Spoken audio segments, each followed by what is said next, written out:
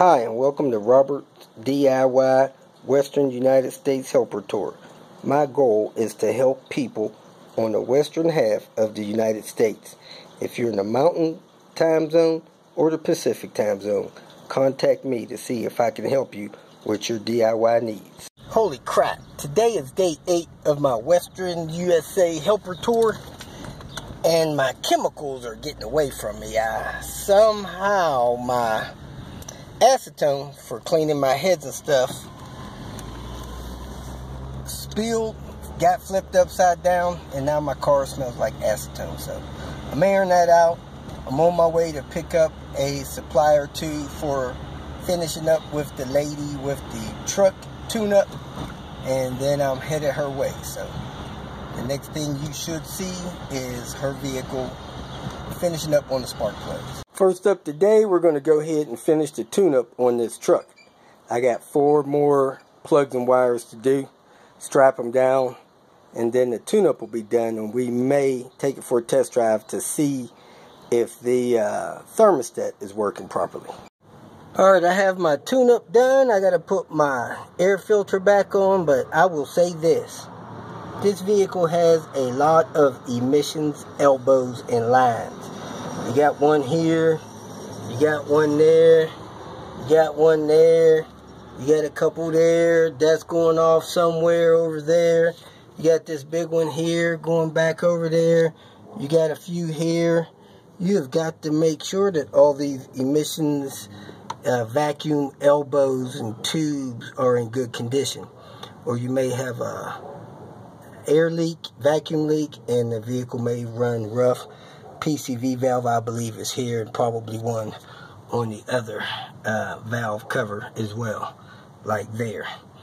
So looks like the valve cover gasket is starting to leak on this vehicle, and we'll be back doing the valve cover gasket.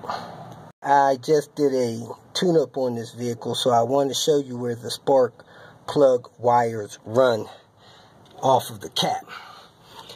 On the passenger side front, that wire there goes up and over to right here, kind of the second one back on the driver's side.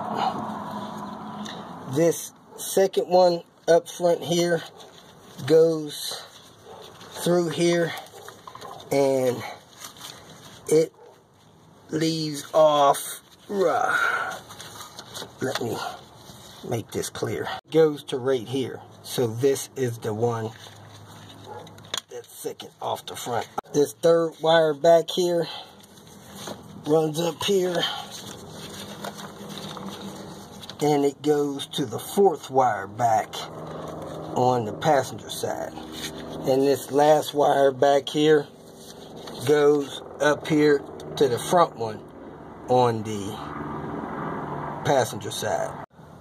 On the driver's side of the engine, this front spark plug wire goes to this front connection on the driver's side. The second spark plug wire back goes up and over to the third one back on the passenger side. The third one back goes back up here to the last wire on the driver's side, and the fourth one back goes up here to the third one back on the driver's side. So there you have it, the spark plug order, and of course the coil wire in the middle goes to the coil right there. Next thing you want to do is carefully put the air box back on. Make sure you plug this into the air box and set the air box on so that those 2 screws come out, and screw those screws on. Actually, I decided to remove the cap, set it down on there so that it wiggles in place. Now I'm going to plug that vacuum tube in back over there. It reaches around to that vacuum nipple down there. Set the lid on. It says front. Make sure those screws come through the lid. Now I'm going to put the 2 wing nuts on there and connect that air tube plenum. And it started first try.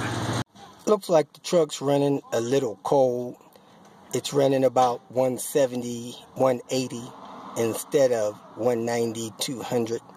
So we're going to change the thermostat just to kind of help it run a little more on cue instead of running rich. Looks like the thermostat replacement is going to be easy and straightforward. So we'll do that when the engine cools down.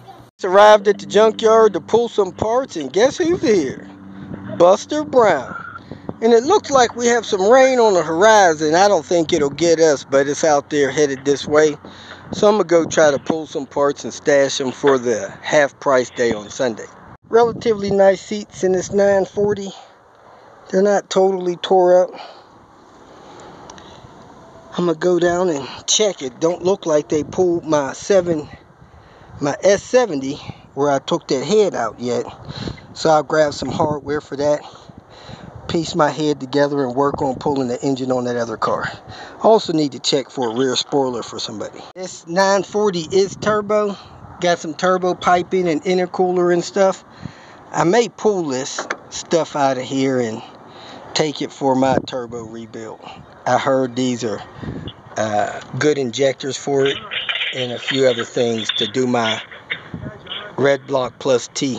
Alright, this rear wing, it had a couple holes drilled through the body of the car. You can see them there. That's how far they were if you want to line them up. And then it actually unsnapped from the top light assembly. So now I'm going to lower that light assembly, see how that's attached to the car, and remove it as well. Looks like that bracket holds that third light on. It's got two T5s, and it's got a harness that apparently plugged into the harness that functioned the rear latch. So I don't know if you have that, if you'll have to wire that in, or what the deal is with that. Also a plug here. It gets thicker. Now you need to get this bracket. It has a screw up there, and it has these two screws here to get the bracket that holds that rear wing light on. Here I go, round 6.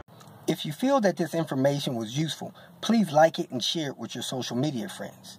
You can subscribe to my channel so that you will get notifications of future videos that I post. You can follow me on Twitter, and if you need to contact me directly, please visit my website. And if you have any questions, leave them below, and someone or myself will reply to them. Again, thank you very much for watching.